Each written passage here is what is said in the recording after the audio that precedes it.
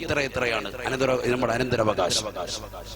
അല്ലാതെ വഫാത്താവുന്നതിന് ശേഷം എങ്ങനെയാ പറയേണ്ടെന്ന് അറിയില്ല, ഏത് കോലത്തിലാ. അങ്ങനെയാണ് മിക്ക ആളുകൾ ആരും ശ്രദ്ധിക്കുന്നില്ല. മരണത്തെക്കുറിച്ചൊരു ചിന്തയില്ലാത്തത്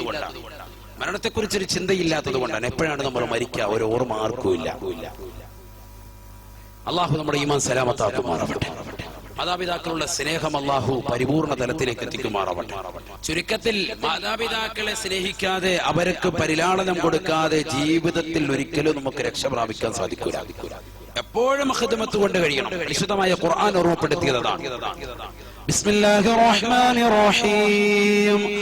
വഖളാ റബ്ബുക അല്ലാ തഅബുദൂ ഇല്ലാ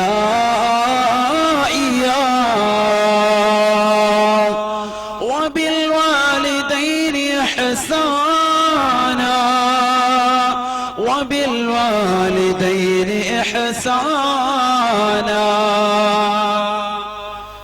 إما يبلغن عندك الكبر أحدهما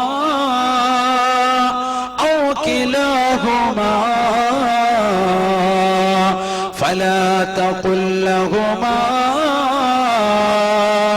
أف ولا تنهرهما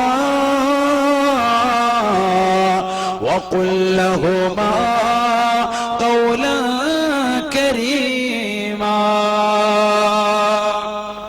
പരിശുദ്ധമായ ഖുർആനിലൂടെ അല്ലാഹു സുബ്ഹാനഹു വ തആല ഓർമ്മപ്പെടുത്തുകയാണ്.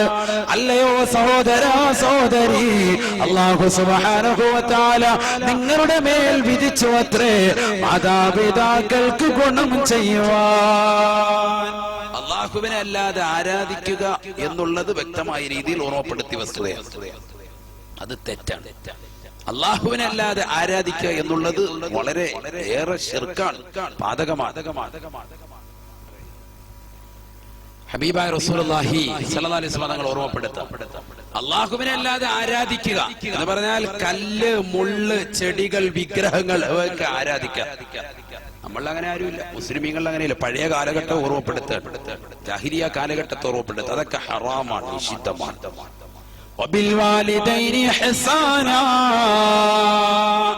മാതാപിതാക്കൾക്ക് ഗുണം ചെയ്യാൻ അല്ലാഹു സുബ്ഹാനഹു വ തആല അത് തൊട്ടുപുറകിൽ അല്ലാഹു ഓർമ്മപ്പെടുത്തുകയാണ്. അല്ലാഹുവിനെ അല്ലാതെ നിങ്ങൾ ഒരാളെയും ആരാധിക്കരുത് എന്ന് അല്ലാഹു ഓർമ്മപ്പെടുത്തിയിട്ട് അല്ലാഹു തൊട്ടുപുറകെ പറയുന്നു, ബിൽ വാലിദൈനി ഇഹ്സാനാ. മാതാപിതാക്കൾക്ക് ഗുണം ചെയ്യണേ, മാതാപിതാക്കൾക്ക് നന്മ ചെയ്യണേ. എന്നിട്ട് അല്ലാഹു ഓർമ്മപ്പെടുത്തുന്നു, ആ മാതാവിനും പിതാവിനും ഗുണം ചെയ്യാൻ പറ്റിയ ഏറ്റവും നല്ല ടൈം ഓർമ്മപ്പെടുത്താം. എപ്പോഴാണ് നല്ലത്? ഏറ്റവും നല്ല ടൈം إما يبلغن عندك الكبر أحدهما أو كلاهما فلا تقل لهما أف ولا تنهرهما ولا تنهرهما. വാപ്പയോ ഉമ്മയോ രണ്ടു പേരെയോ അല്ലെങ്കിൽ ഒരാളെയോ പ്രായം ചെന്ന സമയത്ത് നിന്റെ വീട്ടിൽ നിന്റെ അടുക്കലെത്തിച്ചാൽ, അല്ലെങ്കിൽ നിന്റെ ജീവിതത്തിൽ വാപ്പയും ഉമ്മയെയും പ്രായമുള്ളവരായി എത്തിച്ചാൽ ഏറ്റവും നല്ല ടൈം അവർക്ക് ഖിദ്മത്ത് എടുക്കാൻ ഏറ്റവും കൂടുതൽ കൂലി കിട്ടുന്ന ടൈം എപ്പോഴാണ്? അപ്പായുമായും പ്രായം ചെന്നു എന്ന് പറഞ്ഞാൽ 150 കഴിയട്ടെ എന്ന് പറഞ്ഞ് കാത്തിരിക്കണ്ട. സാ പറഞ്ഞ നല്ല പ്രായം എത്തണോ, നിങ്ങൾക്ക് ഇപ്പൊ 60 എത്തിയുള്ളൂ എന്നും പറഞ്ഞ് മാറിയിക്കണ്ട. അത് തന്നെ പ്രായം. അപ്പാക്കും മാക്കും 30 കഴിഞ്ഞിട്ട് മുതൽ നിങ്ങൾ ശ്രദ്ധിച്ചോളി. ഒരു പ്രായപൂർത്തി നല്ലതുപോലെ കഴിഞ്ഞിട്ടുണ്ട്. പരിശുദ്ധ തിരുനബി സല്ലല്ലാഹു അലൈഹി വസല്ലം തങ്ങൾ പറയുന്നു, അവർ പ്രായം ചെന്നു കഴിഞ്ഞാൽ അവർക്ക് നീ ഖിദ്മത്ത് എടുക്കണം. അവരോട് ചേ എന്ന വാക്ക് പോലും പറയരുത്. ഖുർആൻ വീണ്ടും ഓർമ്മപ്പെടുത്തും, വലാ തഖുൽ ലഹുമാ ഉഫ്. മാതാപിതാക്കളോട് ഛേ എന്ന വാക്ക് പോലും പറയരുതേ, പറയരുതേ. ഗൗരവമുള്ള വിഷയം ഞാൻ ഈ പറയുന്നത്. നല്ലപോലെ ശ്രദ്ധിച്ചോളി, ഉപകാരപ്പെടും. നല്ലതുപോലെ ശ്രദ്ധിച്ചോളി. നമ്മൾ ഛേ എന്ന വാക്ക് പറയൂല, അതിന്ന് പറയാൻ നമുക്ക് വൈകിട്ടില്ല. അതിനപ്പുറത്തൊക്കെ പറഞ്ഞു കഴിഞ്ഞു. സാ പറഞ്ഞാൽ ശരിയാ, ഞങ്ങൾ ഛേ എന്ന് പറഞ്ഞിട്ടില്ല കേട്ടോ എന്ന് പറഞ്ഞാൽ അത്തരത്തിലുള്ള ചെറിയൊരു നിസാരമാകുന്ന പദം പോലും പറയരുത്. അതാണ് പരിശുദ്ധ ഖുർആൻ ഉന്നയിക്കുന്നത്. വിശുദ്ധ ഖുർആൻ നൽകുന്ന കൽപ്പന ഛേ എന്ന വാക്ക് പോലും മാതാപിതാക്കൾ വർത്താനം പറയും അതിനിടയ്ക്ക് പറയരുത്. മനസ്സിലാകുന്നുണ്ടോ? ചില ചെറുപ്പക്കാരുടെ വാപ്പായുമായി വർത്താനം പറയുന്നതിന് ഇടയിൽ കയറി വർത്താനം പറയാം. മക്കളാരും കയറി സംസാരിക്കണം. ഒരു കല്യാണക്കാരും പറയണ്ട, ഒന്നും പറയണ്ട. വാപ്പായുമായി സംസാരിക്കുന്നതിനിടയിൽ നീ സംസാരിക്കാൻ പാടില്ല. അവൻ അനുവാദം തന്നെങ്കിൽ മാത്രമേ ഉള്ളൂ. ഒരു സഹാബി വര്യൻ അള്ളാന്റെ റസൂലിന്റെ അടുക്കലേക്ക് കടന്നു വരും. ഒരു ചെറുപ്പക്കാരൻ, അദ്ദേഹം മുന്നിൽ നടക്കുന്നു, വാപ്പ പിന്നിൽ നടക്കുന്നു. അള്ളാന്റെ റസൂൽ ആ ചെറുപ്പക്കാരനോട് ചോദിച്ചു അത്രേ, ഇതാരടാ, ആരടാ ഈ പിറകിലൂടെ വരുന്നത്, ആരടാ? ഹബീബായ നബി തങ്ങളോട് ചെറുപ്പക്കാരൻ പറഞ്ഞു അത്രേ, അദാബി യാ റസൂലല്ലാഹ്, ഇതെന്റെ ഉപ്പയാണ്, എന്റെ പ്രിയപ്പെട്ട വാപ്പയാണ്, എനിക്ക് ജന്മം നൽകിയതാകുന്ന മനുഷ്യനാണെന്ന് അല്ലാഹുവിന്റെ റസൂലിനോട് പറഞ്ഞപ്പോ റസൂലുള്ളാഹി സ്വല്ലല്ലാഹു അലൈഹി വസല്ലം അല്ലാഹുവിന്റെ റസൂൽ പറഞ്ഞവത്രേ, ലാ തജ്ലിസ് ഖബ്ല ഖൂദിഹി വലാ തംശി അമാമഹു. വാപ്പ നടക്കുന്നതിന് മുന്നിലൂടെ നടക്കരുതേ, നടക്കരുതേ. വാപ്പയും ഉമ്മയും നടക്കുമ്പോ അവരുടെ പിന്നിലൂടെ നടക്കണേ എന്ന് നബിയുനാ റസൂലുള്ളാഹി. എത്ര പേര് ചെയ്യുന്നുണ്ട്? നമ്മുടെ ജീവിതത്തിലുണ്ടോ? കാരണം എന്താ? വാപ്പ വെറും വിവരമില്ലാത്തവൻ, ഞാൻ MBBS ബിരുദധാരി, ഞാൻ എഞ്ചിനീയറിംഗ് പഠിച്ചവൻ അല്ലേ? നമ്മുടെ മക്കളുടെ കൺസെപ്റ്റ് ഇതാ, മക്കളുടെ മനസ്സിലുള്ള ചിന്താഗതി ഇതാ. അപ്പൊ വിവരമില്ലാത്ത ആളാ, INTC-കാരനാ, ഒരു തൊഴിലാളി, അവള് പുറകെ നടന്നാ നമ്മള് ഫ്രണ്ട്. അപ്പാടെ മുന്നിൽ ഇവൻ ലെഫ്റ്റേക്ക് അടിച്ചുകൊണ്ട് നടക്കുക പാടില്ല. ഹബീബ് റസൂലുള്ളാഹി വിദ്യാഭ്യാസത്തെ കച്ചവടവൽക്കരിച്ചുകൊണ്ട് ആ വിദ്യാഭ്യാസം നുകർന്നതിന്റെ പേരിൽ വാപ്പയും ഉമ്മയെക്കാളും മുന്നിലൂടെ നീ ആളാവരുതേ, ആളാവരുതേ.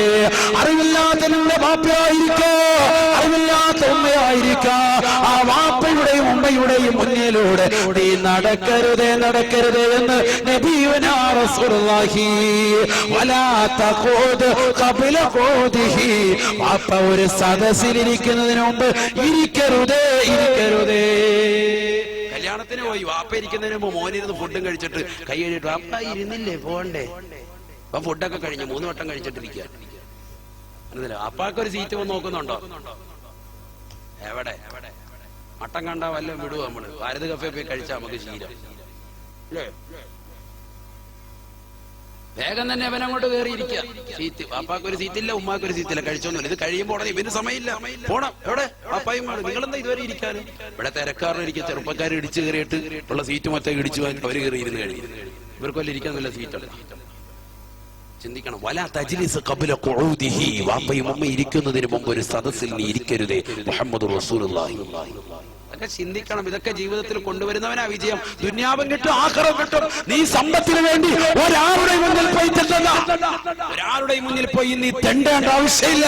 സമ്പത്ത് നിന്റെ മുന്നിൽ വരും. വാപ്പയ്ക്കും ഉമ്മയ്ക്കും നീ ഖിദ്മത്ത് എടുത്തുകൊണ്ട് ഇൻഷാ അല്ലാഹ്.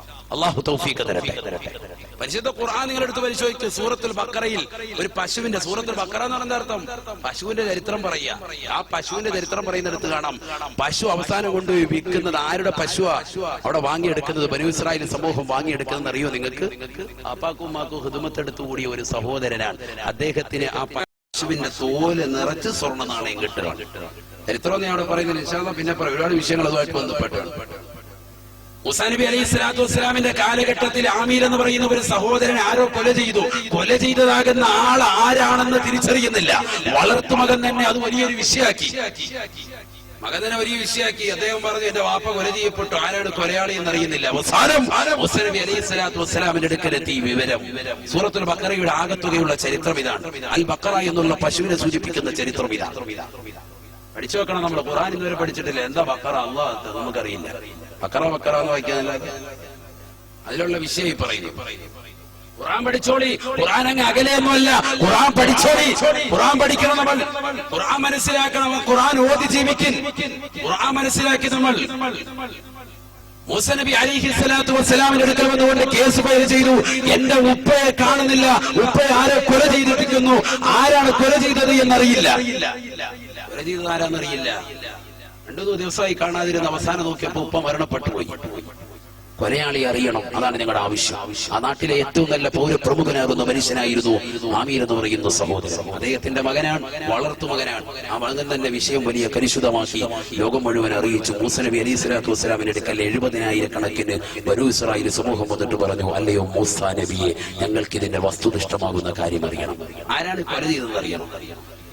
വിശാലമാകുന്ന ചരിത്രം ഞാനൊന്നും പറയുന്നില്ല, ഒരുപാട് വിഷയം. ആ പശുവിന്റെ വസ്തുക്കളൊക്കെ ഖുർആൻ പറയുന്നുണ്ട്. നല്ല മഞ്ഞ നിറമായിരിക്കണം, എങ്ങനെയുള്ളതാണെന്നൊക്കെ അവർ ചോദിക്കുന്നുണ്ട്. മൂസ നബി അലൈഹിസ്സലാമിന്റെ അടുക്കൽ വന്നുകൊണ്ട് ബനൂ ഇസ്രായേൽ സമൂഹം വന്നുകൊണ്ട് ചോദിക്കുകയാണ്, അല്ലയോ മൂസ നബിയേ, ഞങ്ങൾക്ക് അറിയിച്ചു തരണേ, ആരാണ് ആമീനിന്റെ കൊലയാളി, ആരാണ് കൊലയാളി എന്ന് അറിയിച്ചു തരണേ. അല്ലാഹു സുബ്ഹാനഹു വ തആല അറിയിച്ചു കൊടുക്കാൻ വേണ്ടി പടച്ചറപ്പ് പറയുന്നു, നിങ്ങളൊരു പശുവിനെ അറക്കണേ, ഒരു പശുവിനെ അറക്കണേ. പശുവിനെ അറക്കണം. പശുവിനെ അറുത്തിട്ട് അതിന്റെ അവയവം കൊണ്ട്, അതിന്റെ നാവ് കൊണ്ടിട്ട് ഈ മരിച്ചു കിടക്കുന്ന മനുഷ്യനെ അടിക്കണം. അപ്പോൾ ആ മനുഷ്യൻ എണീറ്റ് പറയും, എന്നെ കൊന്ന ആൾ ഇന്നയാളെന്ന് പറയും. ഇങ്ങനെ അവിടെ പറഞ്ഞപ്പോ ഒരുപാട് വസ്ഫുകൾ പരിശുദ്ധ ഖുർആൻ എടുത്തെടുത്ത് പറയുന്നുണ്ട്. കാരണം ഇവരോരോ ചോദ്യം ഉന്നയിച്ചു. ബനൂ ഇസ്രായേൽ സമൂഹത്തിലെ ഏറ്റവും മോശപ്പെട്ട കൗമാണ്. പരിശുദ്ധ ഖുർആൻ പറയുന്നു, അവരിങ്ങനെ ആവശ്യം ഉന്നയിച്ചു, എങ്ങനത്തെ പശുവാണ്, ഏത് നിറമാണ്? അപ്പൊ ഖുർആൻ പറഞ്ഞു, നല്ല കടുത്ത മഞ്ഞ നിറമുള്ള പശു. അതുപോലെയുള്ള മഞ്ഞ നിറം വേറെ ഒരു പശുവിനും ഉണ്ടാവൂല, അത്ര കടുത്ത മഞ്ഞ നിറമുള്ള പശു. അത് കാലി മേയ്ക്കുന്നത് പോലെ ഒന്നും നടക്കുന്നതല്ല, നല്ല കൊഴുത്ത് തടിച്ച പശുവാണ്. വീട്ടിൽ മേഞ്ഞ് നടക്കുന്ന പശുവാണ്, അല്ലാതെ തൊഴിലിന് വേണ്ടി പോകുന്ന പശുവല്ല. ഇങ്ങനെയൊക്കെ ഖുർആൻ ഒരുപാട് വസ്തു പറഞ്ഞു. അവസാനം ഇത് നോക്കിയിട്ട് കിട്ടുന്നില്ല. ഇങ്ങനെ ഒരു പശുവിനെ നോക്കിയിട്ട് കിട്ടുന്നില്ല. അവസാനം കിട്ടുന്ന എവിടെയെന്നറിയോ? സ്വന്തം ഉമ്മയ്ക്ക് ഖിദ്മത്തെടുത്തുകൂടി ഒരു സഹോദരൻ, വാപ്പ മരണപ്പെട്ട ഒരു യതീമായ കുട്ടിയെ, ആ കുട്ടി ഉമ്മയ്ക്ക് ഖിദ്മത്തെടുത്തുകൊണ്ട് കൂടി ആ ഉമ്മയുടെ കയ്യിൽ മാത്രമാണ് ഈ പശുവിനെ എത്തിക്കുന്നത്. അവസാനം ആ സഹോദരൻ കൊച്ചുകുട്ടിയാ. ആ സഹോദരന്റെ അടുക്കൽ വന്നുകൊണ്ട് നാട്ടുകാർ വന്ന് വിലപേശി. ഖുർആൻ പറയുന്നുണ്ട് ചരിത്രം, ഞാൻ വെറുതെ പറയല്ല. ഖുർആൻ പഠിക്കണം നമ്മൾ. അൽ ബഖറ എന്ന് പറയുന്ന പരിശുദ്ധമാക്കപ്പെട്ട ഖുർആനിന്റെ 2ാമത്തെ സൂക്തമാകുന്ന, പ്രഥമ സൂക്തമാകുന്ന വ്യക്തമായ സൂക്തം. ആ സൂക്തത്തിന്റെ ചരിത്രം ഞാൻ ഈ പറയുന്നത് കുറച്ച് ഭാഗം മാത്രം, സമയബന്ധിതമായതുകൊണ്ട്. വിശാലമായതൊക്കെ ഇൻഷാ അല്ലാഹ് പിന്നീട് പറയാം. ബഹുമാനപ്പെട്ട മൂസ നബി അലൈഹിസ്സലാത്തു വസ്സലാമും പരിവാരങ്ങളും ചെന്നു പശുവിനെ വിലപേശി. ജിബ്രീൽ അലൈഹിസ്സലാത്തു വസ്സലാം അവർക്ക് ഉത്ബോധനം കൊടുത്തിരുന്നു, അഥവാ അവരുടെ ഹൃദയാന്തരത്ത് തോന്നിപ്പിച്ചിരുന്നു, നിങ്ങളുടെ ഈ പശുവിന് വന്ന് വില ചോദിക്കുമ്പോ നിർബന്ധമായിട്ടും നിങ്ങൾ ആ പശുവിന്റെ തോലിനളവിൽ നിർബന്ധമായും സ്വർണം തന്നാൽ ഞങ്ങൾ നൽകാമെന്ന് പറയുക. പട്ടിണിയും പരവശായിരുന്നു അവർക്കുണ്ടായിരുന്ന അന്നത്തെ കാലാവസ്ഥയിൽ. വാപ്പ ജീവിച്ചിരുന്ന കാലഘട്ടത്തിൽ റാഹത്തായിരുന്നു. വാപ്പ മരണപ്പെട്ടു പോയി. പിന്നെ വാപ്പാക്ക് ഖിദ്മത്തെടുത്തുകൂടി ഉമ്മാക്ക് ഖിദ്മത്തെടുത്തുകൂടി പട്ടിണിയിലൂടെ അവരുടെ ജീവിതം മുന്നോട്ട് പോകുമ്പോഴാണ് അവരുടെ പശു ചോദിച്ചുകൊണ്ട്, ലോകത്തെവിടെയും കിട്ടാത്ത ആ പശുവിനെ ചോദിച്ചുകൊണ്ട് അവരുടെ സുവിധത്തിലേക്ക് കടന്നു വരുന്നത്. ഖുർആൻ പറഞ്ഞ എല്ലാ വസ്ഫുകളും ആ പശുവിനുണ്ട്. നല്ല കടുത്ത മഞ്ഞ നിറം. ആ പശുവിനെ ഒരു വിലക്കെടുക്കാം. അവസാനം കുട്ടി പറഞ്ഞു, ഞങ്ങൾ പശുവിനെ തരാം, എന്ത് വേണം? ഈ പശുവിനെ അറുത്തിട്ട് അതിന്റെ തോല് നിരത്തി വിരിച്ചിട്ട് അതിനുള്ളിൽ നിറച്ച് നിങ്ങൾ സ്വർണ്ണ നാണയം തരാം. എന്നാ അൽഹംദുലില്ലാഹ് ഞങ്ങൾ ഓക്കെ. കൊടുക്കാതിരിക്കാൻ കഴിയില്ല. കാരണം ഇവർക്കൊക്കെ ആവശ്യം എന്താ? ഈ മനുഷ്യന്റെ കൊന്നതാരെന്നറിയണം. അവസാനം പശുവിനെ അറുത്തു. ചരിത്രം വിശാലമാണ്. അതിനുള്ളിൽ സ്വർണ്ണനാണയം ഇട്ടുകൊടുത്തു. ആ പശുവിന്റെ തോല് നിറച്ച് സ്വർണ്ണനാണയം ഇട്ടുകൊടുത്തതിന് ശേഷം ആ സ്വർണ്ണനാണയം കുഞ്ഞിന്റെ കയ്യിൽ കൊടുത്തു. ഉമ്മാക്ക് ഖിദ്മത്തെടുത്ത കുഞ്ഞിന് അല്ലാഹു ദുനിയാവിൽ വെച്ച് തന്നെ പണം നൽകി അനുഗ്രഹിക്കാൻ. ഒരു പശുവിന്റെ തോല് നിറച്ച് സ്വർണ്ണം. അവന്റെ ഖിയാമത്ത് വരെ അവന് ജീവിക്കാൻ, അവന്റെ മരണം വരെ അവന് നല്ല റാഹത്തായി ജീവിക്കാനുള്ള സൗഭാഗ്യം അവനും അവൻ അനന്തരാവകാശികൾക്കും അല്ലാഹു കൊടുത്തു. എന്തിനു വേണ്ടി? മൂസ നബി അലൈഹിസ്സലാത്തു വസ്സലാമിനെ കൊണ്ട് വിശ്വസിച്ചുകൊണ്ട് അല്ലാഹു സുബ്ഹാനഹു വ തആല കൽപ്പിച്ചതുപോലെ നിന്റെ പ്രിയപ്പെട്ട മാതാപിതാക്കൾക്ക് ഖിദ്മത്ത് എടുത്തു കൂടിയാൽ നിനക്കതിലൂടെ വിജയമുണ്ട് എന്ന് പ്രവാചകനാകുന്ന മൂസ നബി അവരെ അറിയിച്ചതിന്റെ പേരിൽ ആ വർത്തമാനം കേട്ടുകൊണ്ട് തന്റെ ജീവിതത്തിന്റെ ഏറ്റവും വലിയ അഭ്യാസമാകുന്ന തന്റെ പ്രിയപ്പെട്ട ജീവന്റെ കാതലാകുന്ന തുടിപ്പാകുന്ന ഉമ്മയ്ക്ക് വേണ്ടി ഖിദ്മത്ത് കൂടിയതിന്റെ പേരിൽ തന്റെ ജീവനേക്കാൾ ഏറ്റവും വലിയ വിലയായിട്ട് കണ്ടിരുന്ന പശുക്കുട്ടിയെ, ആ പശുവിനെ അറുത്തിട്ട് അതിനുള്ളിൽ മുഴുവനും സ്വർണ്ണം അല്ലാഹു സുബ്ഹാനഹു വ തആല നിക്ഷേപിച്ച് ആ കുട്ടിയുടെ കയ്യിലേക്ക് കൊടുത്തു. അദ്ദേഹത്തെ ദുനിയാവിൽ തന്നെ വലിയ പണക്കാരനാക്കി. പണത്തിന് വേണ്ടിയാണോ നീ ഓടുന്നത്? വാപ്പയും മറന്നിട്ട പ്രവാസ ലോകത്തേക്ക് പണത്തിന് വേണ്ടിയാണോ നീ ഓടുന്നത്? വാപ്പയ്ക്കും ഉമ്മയ്ക്കും ഖിദ്മത്ത് എടുക്കാതെ കച്ചവടത്തിന് വേണ്ടി വാപ്പയ്ക്കും ഉമ്മയും മറന്നുകൊണ്ടാണോ ആ വാപ്പയ്ക്കും ഉമ്മയ്ക്കും ഖിദ്മത്ത് എടുക്കുന്നതിന് പകരം ഈ കടകോൺപോളങ്ങൾ തുറന്നു വെച്ചിട്ട് പാതിരാത്രി സമയത്ത് വരെ കച്ചവടം ചെയ്യുന്നത്? പോലെ നിനക്ക് തെറ്റുപറ്റി. നിന്റെ സ്വർഗം വീട്ടിലിരിപ്പുണ്ട്, നിന്റെ ദുനിയാവും ആഖിറവും നിന്റെ വീട്ടിലാണ്. അതുകൊണ്ടാണ് ഹബീബ് മുഹമ്മദ് റസൂലുള്ളാഹി സ്വല്ലല്ലാഹു അലൈഹി വസല്ലം തങ്ങൾ പറഞ്ഞത് അൽ ജന്നത്തു തഖ്ത അഖദാമിൽ ഉമ്മഹാത്ത്, അൽ ജന്നത്തു തഹ്ത അഖദാമിൽ ഉമ്മഹാത്ത്. മാതാപിതാക്കളുടെ കാൽ കീഴിലാണ് സ്വർഗം. മുഹമ്മദ് റസൂലുള്ളാഹി. നിങ്ങൾക്കറിയണോ, ഒരു മനുഷ്യൻ ഏറ്റവും വലിയ വിജയത്തിലേക്ക് എത്തണമെങ്കിൽ എന്താ അവൻ ചെയ്യേണ്ട ഒരു വഴി? ഞാൻ അവസാനം പറഞ്ഞു തരാമെന്ന് പറഞ്ഞ കാര്യത്തിലേക്ക് വരിക. അവന്റെ വിജയത്തിന്റെ ഏറ്റവും വലിയ വിജയം എന്താണെന്നറിയോ? വിജയം എന്താണെന്നറിയോ? വാപ്പാക്കും ഉമ്മാക്കും ഖിദ്മത്തെടുത്തു കൂടി അവരുടെ ദുആ കരഗതമാക്കലാണ്. നിന്റെ വാപ്പായും ഉമ്മായി നിനക്ക് വേണ്ടി ദുആ ഇരുന്നിട്ടുണ്ടോ? നീ രക്ഷപ്പെട്ടു. മുഹമ്മദ് റസൂലുള്ളാഹി. വാപ്പായെ കൊണ്ട് ഉമ്മായെ കൊണ്ട് ദുആ ഇരപ്പിക്കാം ഏത് യാത്രയിൽ പോകുമ്പോഴും. നീ 5ാം ക്ലാസ്സിൽ പഠിക്കുന്ന കുട്ടിയായിരിക്കും. എന്റെ പ്രിയപ്പെട്ട സഹോദരിമാര് ശ്രദ്ധിച്ചോളൂ, സഹോദരങ്ങൾ മനസ്സിലാക്കി. 5ൽ പഠിക്കുന്ന കുട്ടിയാണ്, നല്ല സംസാര വൈഭവമുള്ള സഹോദരിയാണ്, അല്ലെങ്കിൽ കൊച്ചുകുട്ടിയാണ്. അവിടെ മുതൽ നീ തുടങ്ങിക്കോളി. വാപ്പായോടും ഉമ്മായോടും പറഞ്ഞോളി ദ്വായരക്കണം ദ്വായരക്കണം പറഞ്ഞോളി. നീ ധൈര്യമായിട്ട് പറഞ്ഞോളൂ. അവര് ദ്വായരെന്ന് കഴിഞ്ഞാൽ ഉറപ്പാണ് നീ രക്ഷപ്പെടും. അള്ളാഹു തൗഫീഖ് നൽകുമാറാവട്ടെ. അല്ലാഹു തൗഫീഖ് നൽകുമാറാവട്ടെ. ഖാല റസൂലുള്ളാഹി സ്വല്ലല്ലാഹു അലൈഹി വസല്ലം, അല്ലാഹുവിന്റെ റസൂൽ ഓർമ്മപ്പെടുത്തുകയാണ്, നബി തങ്ങൾ പഠിപ്പിക്കുകയാണ്, സലാസു ദഅവാതിൽ മുസ്തജാബാ. സഹാബത്തെ സഹാബത്തെ, 3 കൂട്ടരുടെ പ്രാർത്ഥന ഉത്തരമുള്ളതാണെന്ന് നബിയുനാ റസൂലുള്ളാഹി. 3 പേരുടെ പ്രാർത്ഥനയ്ക്ക് ഉത്തരമുണ്ട് മുഹമ്മദ് റസൂലുള്ളാഹി. ഒന്നാമതായി അല്ലാഹുവിന്റെ റസൂൽ ഓർമ്മപ്പെടുത്തുന്നത് ദഅവത്തുൽ വാലിദി അലൽ വലദി. മാതാപിതാക്കൾ മക്കൾക്ക് വേണ്ടിയുള്ള പ്രാർത്ഥനയാണെന്ന് നബിയുനാ റസൂലുള്ളാഹി സ്വല്ലല്ലാഹു അലൈഹി വസല്ലം. എത്ര പേര് അത് ശ്രദ്ധിക്കുന്നുണ്ട്? മാതാപിതാക്കൾ എത്ര പേര് മക്കൾക്ക് വേണ്ടി ദുആ ഇരക്കുന്നവരുണ്ട്? 5 വഖത്ത് നമസ്കരിക്കുന്ന സഹോദരങ്ങൾ തന്നെ ആ നമസ്കാരങ്ങൾക്ക് ശേഷം എന്റെ പ്രിയപ്പെട്ട പൊന്നുമോന്, എന്റെ പൊന്നുമോൾക്ക് ഖൈർ കൊടുക്കണമെന്ന് പ്രാർത്ഥിക്കുന്ന മാതാപിതാക്കൾ എത്ര പേരുണ്ട്? വളരെ വിരളമാണ്, വളരെ കുറച്ചാളുകൾ മാത്രം. സ്വന്തം കാര്യം മാത്രം ദ്വാരുന്നെങ്കിലും ഒക്കെ മാതാപിതാക്കൾ മക്കൾക്ക് വേണ്ടി ദ്വായിരിക്കുന്നവരാകണം. അത് മാത്രമല്ല, മക്കൾ മാതാപിതാക്കൾക്ക് വേണ്ടി ചെയ്യുന്നവരാകണം.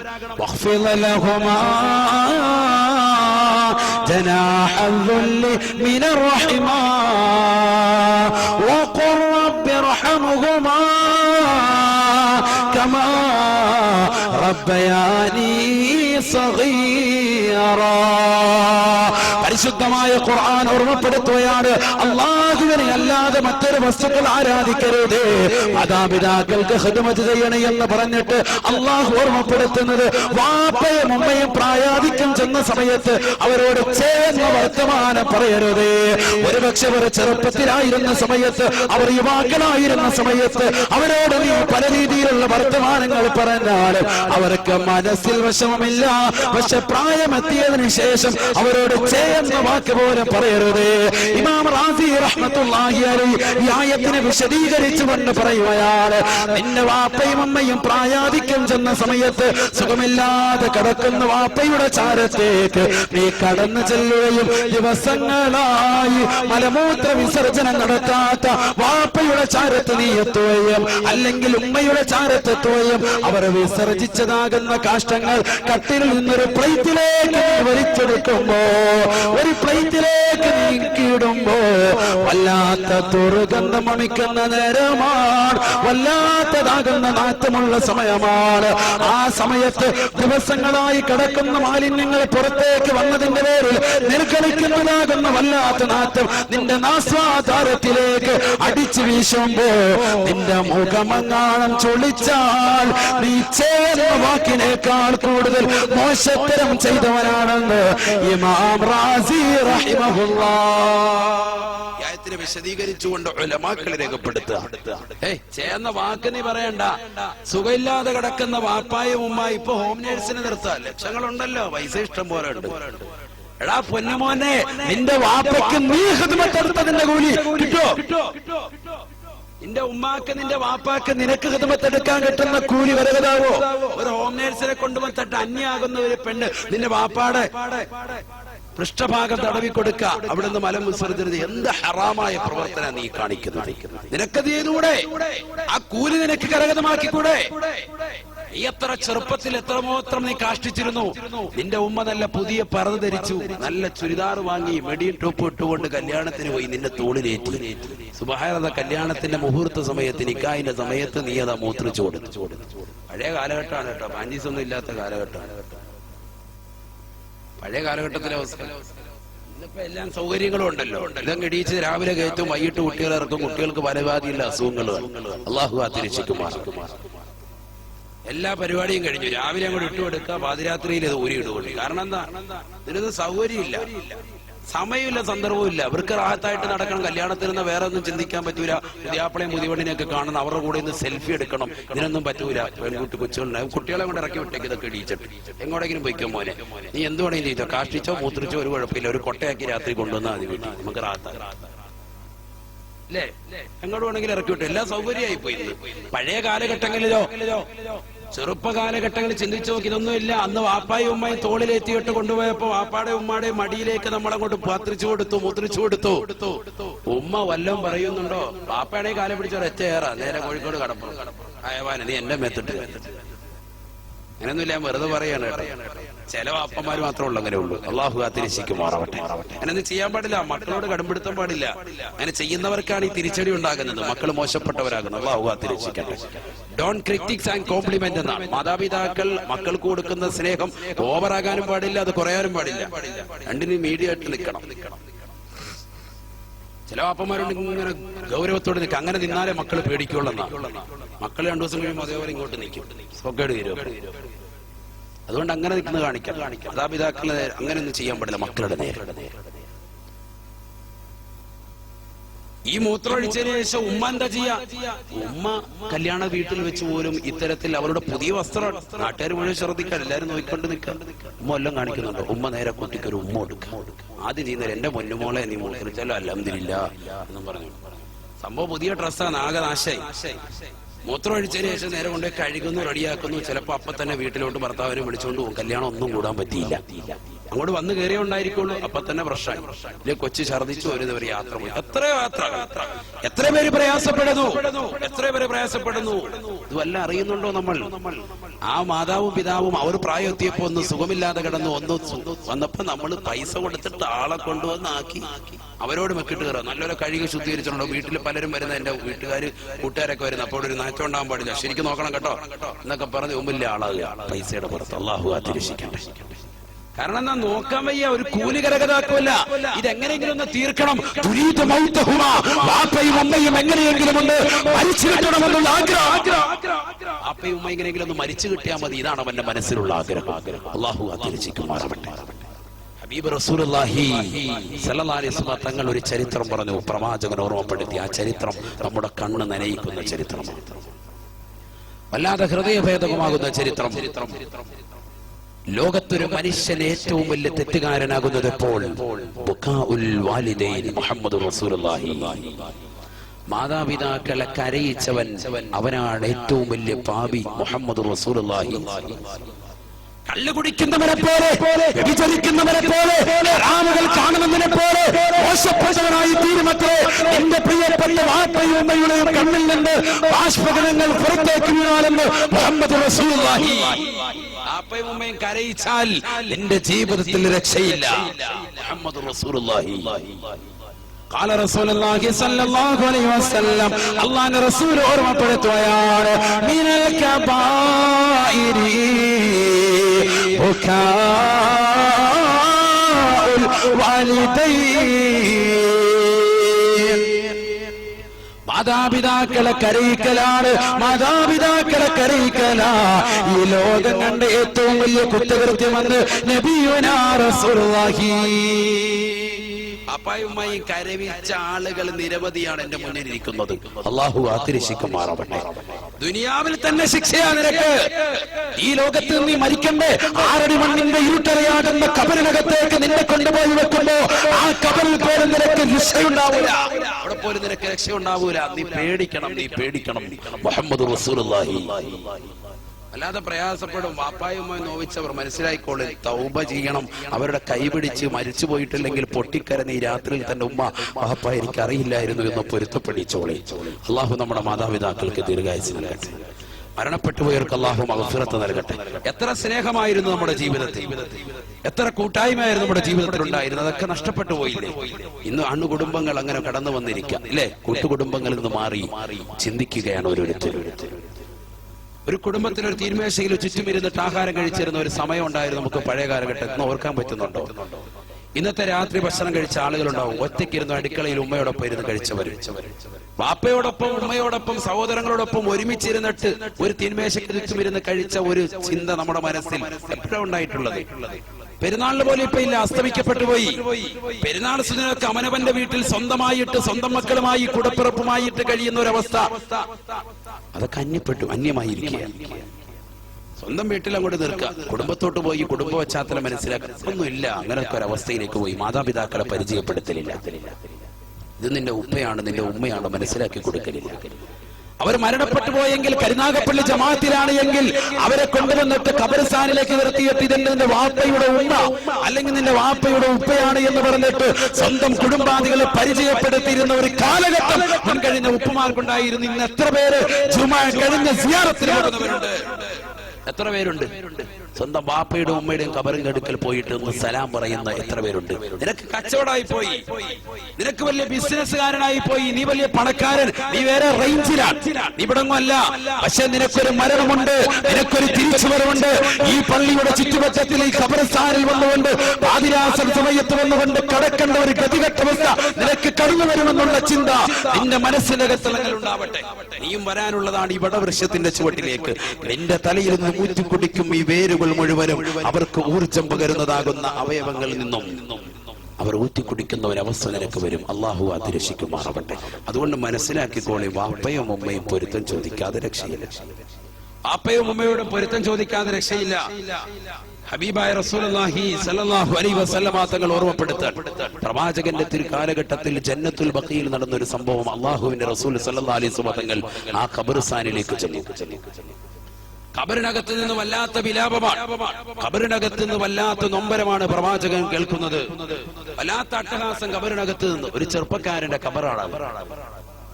അള്ളാഹുവിന്റെ റസൂൽ സല്ലല്ലാഹു അലൈഹി വസല്ലമ തങ്ങൾ ആ കരച്ചില് കേട്ടുകൊണ്ട് പ്രവാചകൻ കരയാൻ തുടങ്ങി. അള്ളാഹു ഖബറിന്റെ വേദനയിൽ നിന്ന് അതിന്റെ നൊമ്പരത്തിൽ നിന്ന് നമ്മളെ കാത്തിരക്ഷിക്കുമാറാവട്ടെ. ഞാൻ നിർത്താണ് ഈ ചരിത്രം കൂടി പറഞ്ഞ് നമ്മൾ അവസാനിപ്പിക്കാൻ. ഖബറിനകത്ത് നിന്നുള്ള നൊമ്പരം കേട്ടിട്ട് റസൂലുള്ളാഹി കരയാൻ തുടങ്ങി. വക്കൻ നബി സല്ലല്ലാഹു അലൈഹി വസല്ലം അല്ലാഹുവിന്റെ റസൂൽ കരഞ്ഞു അത്രേ.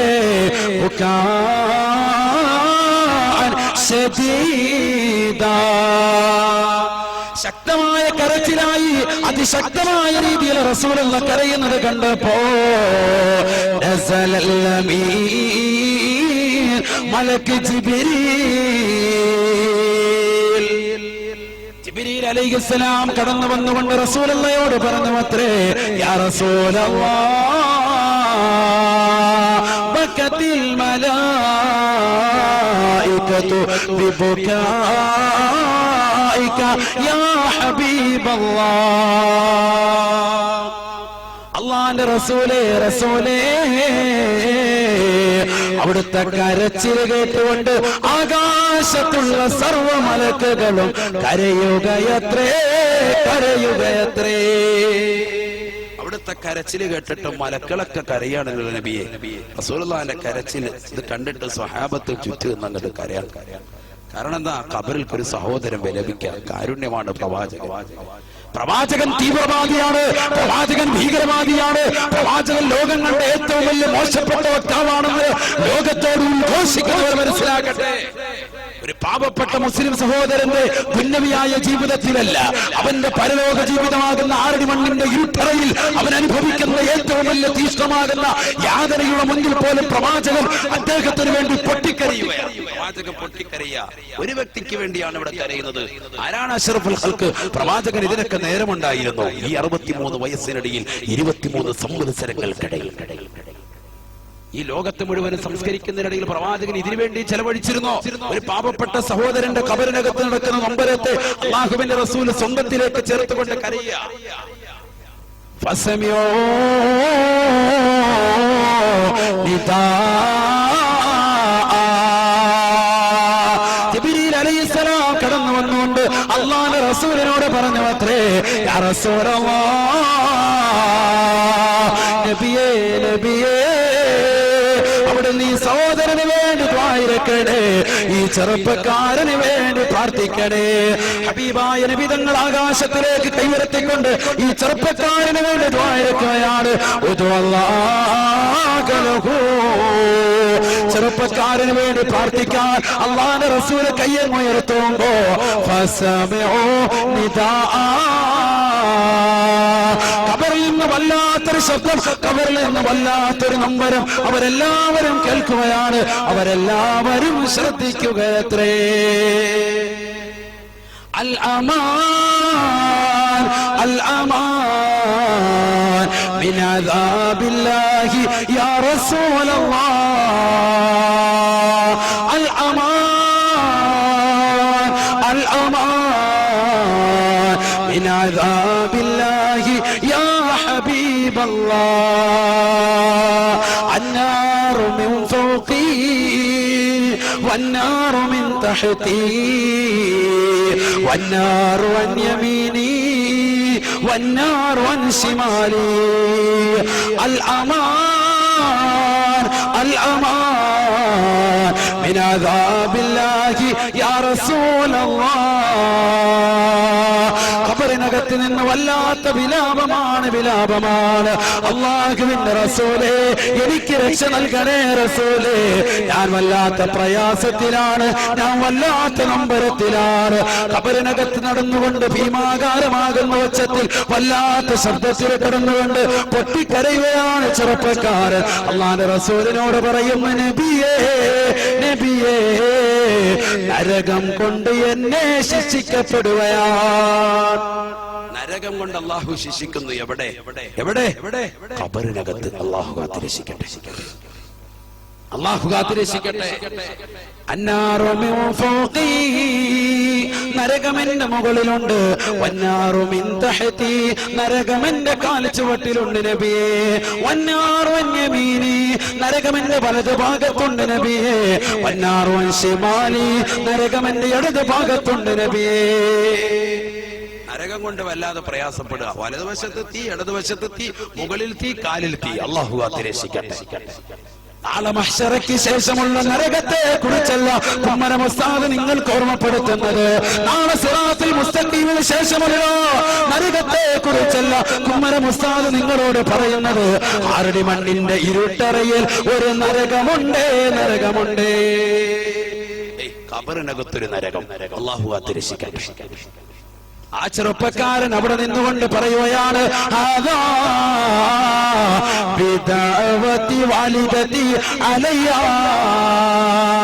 ഇതെന്റെ ഉമ്മ എനിക്കെതിരെ ദുആ ചെയ്തത് കൊണ്ടാണ്, എന്റെ ഉമ്മ എന്നെ ശപിച്ചത് കൊണ്ടാണ്, എന്റെ ഉമ്മ എനിക്കെതിരെ പ്രാർത്ഥിച്ചത് കൊണ്ടാണ് എനിക്ക് ഈ ദുർഗതി കടന്നു വന്നത് നബിയേ.